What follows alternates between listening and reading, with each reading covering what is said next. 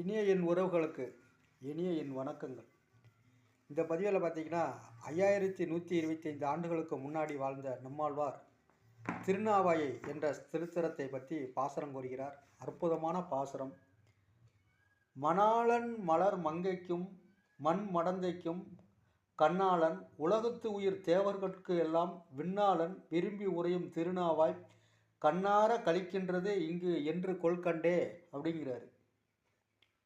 மகாலட்சுமிக்கும் பூமாதேவிக்கும் மன்னனானவன் மணாளானவன் உலகத்து உயிர்களுக்கெல்லாம் தேவர்களுக்கெல்லாம் கண் போன்றவன் வைகுண்டத்தில் உறைபவன் விரும்பி குடியிருக்கும் இந்த ஸ்தலமான திருநாவாயை கண்குளிர தரிசித்து ஆனந்தப்படும் நாள் எப்போ வருமோ அப்படின்னு புளிய மரத்துக்கு கீழே இருந்து சொல்கிறாரு.